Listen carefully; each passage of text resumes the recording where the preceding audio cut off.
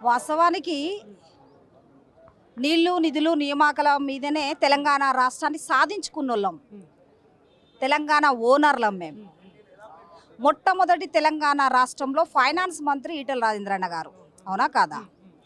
Kaleshwaram project వల్ల పగుళ్ళు వచ్చిందంటే అంటే దానికి కాంగ్రెస్ పార్టీ కుట్ర చేసి వాళ్ళ రాజేందర్ అన్నను ఒక ఫైనాన్స్ మంత్రిని విచారణకు రప్పించినంటే దాంట్లో అసలు అర్థమే లేదు. ఎందుకంటే క్యాబినెట్ ఆమోదం చేయాలి, ఇంజనీర్ల ప్లాన్ ప్రకారమే బడ్జెట్ కేటాయిస్తారు. ఆ బడ్జెట్ను రిలీజ్ చేసేది ఈటల రాజేంద్రన్న ఫైనాన్స్, అవునా కదా? దీనంతటికి ఓల్ అండ్ సోల్ రాష్ట్ర ముఖ్యమంత్రి కేసీఆర్ గారు, అవునా కాదా? మీరు మేము చాలా విన్నాం.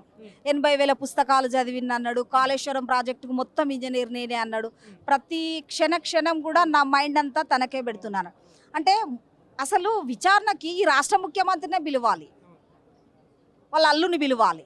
కాబట్టి ఇద్దరిని పిలిస్తే ఓన్లీ అంటే అల్లుని మామని పిలిస్తేనే బదనాం అయితేమేమో అని కాంగ్రెస్ పార్టీ ఫైనాన్స్ మంత్రిని పిలిచినట్టుగా అనిపించింది. ఇప్పుడైతే ఈటల రాజేందర్ అన్నంటే ఈ తెలంగాణ రాష్ట్రంలో నువ్వు ఎక్కడికి పోయి అడిగినా కానీ అవినీతికి చోటు లేని వ్యక్తి, అక్రమం చేసే వ్యక్తి కాదు, ఒక నిజాయితీ పరుడు అనేది ఒక ముద్ర ఉంది.